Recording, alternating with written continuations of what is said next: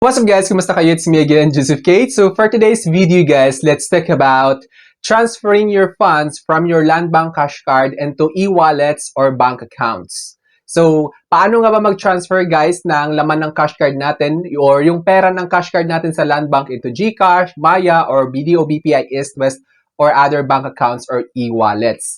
So, share ko sa inyo guys yung step-by-step process kung paano nga ba i-transfer yung funds or yung pera ng Land Bank cash card ninyo into e-wallets or bank accounts. Pero bago yan, nais muna kitang imbitahan na mag-subscribe sa YouTube channel ko kung bago ka pa lang kasi marami pa po akong i-share ng mga tutorials, knowledge, and experience of mine in the future. Kaya naman huwag niyong kalimutan mag-subscribe para updated kayo lagi sa mga vlogs na i-upload ko. Yun lang po at sobrang maraming salamat po. Disclaimer lang guys na kapag nagtatransfer kayo ng pera mula sa Land Bank cash card ninyo, make sure lang guys na authorized ninyo. Wag na wag nyong sinishare sa iba yung details ng account ninyo kasi delikado yan. Dapat kayo lang ang may access niyan. At kapag nagtatransfer kayo, dapat i-make sure ninyo na correct lahat ng details before you proceed for the transfer. Make sure everything is right. Do not ever share any confidential details when it comes to transferring your funds kasi delikado yan. Mahirap na kasi may mga nagtatawag na nagpapanggap na sila ay agent from Land Bank at magta-transfer ganito, may darating na code, wag na wag nyong ibibigay sa kanila. Dapat kayo lang ang nakakaalam nun because that is strictly highly confidential. It must be keep it to yourself. Yun lang, balik tayo sa topic. So as you can see guys here, transfer money from Land Bank cash card to GCash by enrolling the card in the Land Bank mobile banking app or MBA and using the fund transfer feature via InstaPay. So as you can see dito guys, transfer money from Land Bank cash card to GCash. Actually guys, hindi lang siya sa GCash, pwede rin sa Maya, BDO, BPI, East, West, at kung ano-ano pang e-wallets or bank accounts. Kahit hindi lang siya sa GCash, basta any e-wallets na nagtatanggap ng pera or transfer from other bank accounts. So ngayon, i-share ko sa inyo kung paano nga ba i-transfer yung laman ng Land Bank cash card into other bank accounts or e-wallets. So as you can see dito guys is via InstaPay siya. The transfer typically incurs a 25 pesos fee, allows real-time credit, and supports up to 50,000 pesos per transaction. Ensure your card is upgraded or registered with iAccess for online transfers. So as you can see dito guys is the transfer typically incurs 25 pesos. So bawat transfer nyo guys is bawat transaction kumbaga may 25 pesos yung nabayad bawat successful transaction or successful transfer from Land Bank cash card to other e-wallets or bank accounts. Allows real-time credit. So when you say real-time credit guys, pagka-transfer ninyo, the moment na mag-display ng transaction has been completed or successfully transferred, automatic yan dapat papasok doon sa bank account or e-wallet kung sino yung or kung ano yung recipient account, kung ano yung tagatanggap. And supports up to 50,000 pesos per transaction. So, up to 50,000 pesos guys, take note, per transaction. So, ibig sabihin, using InstaPay, bawat transaction lang is dapat hindi siya lalagpas ng 50,000 pesos. Kasi mag-e-error yan or magde-decline yung transaction kapag lumagpas sa 50,000 yung transaction ninyo. At bawat transaction is may charge na 25 pesos. Ensure your card is upgraded or registered with iAccess for online transfer. Siguro aware naman kayo guys para makapag-transfer kayo ng pera or para ma-transfer ninyo yung pera ng Land Bank cash card ninyo into other e-wallets or bank accounts, kailangan nyo muna itong i-link or i-login or di kaya i-enroll sa Land Bank iAccess. So ito yung step-by-step transfer via Land Bank application. Una is login, open the Land Bank mobile banking application and log in using your credentials. So as you can see dito guys, open Land Bank mobile banking application and log in using your credentials. So yung sinasabi na credentials guys is sa Land Bank iAccess. Siguro aware naman kayo sa Land Bank mobile application guys, no? Since kayo ay may Land Bank cash card.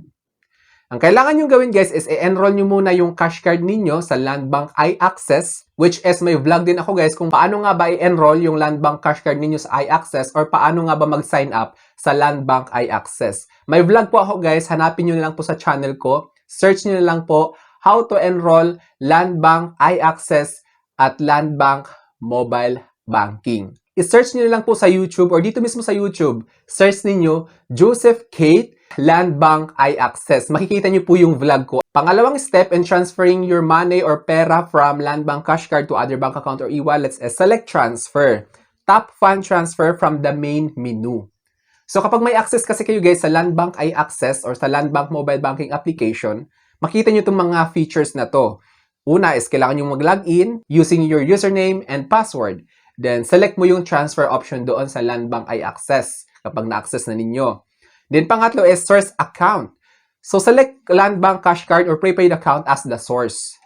Since yung Land Bank Cash Card ninyo is nakalink doon sa iAccess sa Land Bank, makikita nyo yung cash card ninyo kung meron kayo syempre. Then kailangan yung piliin yon. Then yung destination bank, choose other banks and then select GCash as the recipient bank kung sa GCash kayo magta-transfer.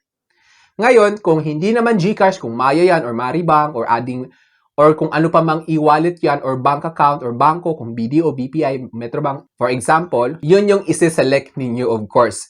Choose nyo muna yung other banks, then hanapin ninyo yung banko kung saang banko ninyo ipapadala.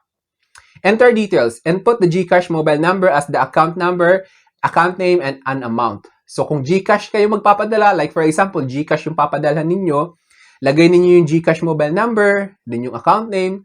Ganun din kung BDO yan, BPI, syempre lahat ng bank account ay may account number yan. Kahit e-wallets yan, may account number at saka account name. Pang-anim na steps in transferring money from Land Bank Cash Card to other bank or e-wallet is confirm transfer. Choose InstaPay for real-time transfer. Review details, confirm, and enter the OTP sent to your phone. So, ito yung kailangan nyo malaman guys. After ninyo mapili kung anong banko yung papadalhan ninyo, nalagay nyo yung account number at saka yung account name. Pipiliin nyo ngayon yung InstaPay para real-time or when we say real-time, automatic yan papasok sa account na pinadalhan ninyo. Kung ano man yung, kung BDO man yan, East West, Metrobank, kung BPI, China Bank, or di kaya GCash or Maya, Maribank, kung ano pa mang e-wallet or bank account. Si InstaPay kasi guys, is automatic siya papasok. Then, ito yung important details guys. So, let's talk about important details in transferring money or kung paano yung mga mahalagang details kapag balak nyo mag-transfer ng pera mula sa Land Bank Cash Card ninyo into other bank account or e-wallets. Fees is 25 pesos per transaction via InstaPay. So, non-negotiable po ito guys ha. So, when we say non-negotiable, talagang 25 pesos yung bayad bawat transfer via InstaPay. Yung limit is up to 50,000 pesos per transaction as you can see.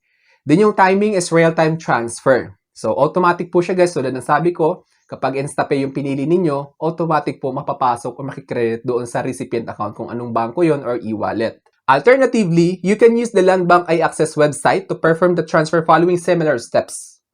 So ngayon kung wala kayong mobile banking ni Land Bank, no, kung halimbawa sa laptop kayo or di kaya sa computer, punta lang kayo sa Land Bank iAccess website, then log in niyo yung username. Then same process lang siya guys actually. Then yun, mata-transfer na yun using that iAccess account, kung ano yung login credentials ninyo sa iAccess sa Land Bank, then yun, tulad ng steps dito, piliin nyo yung fund transfer, then piliin nyo yung banko, then yung account number.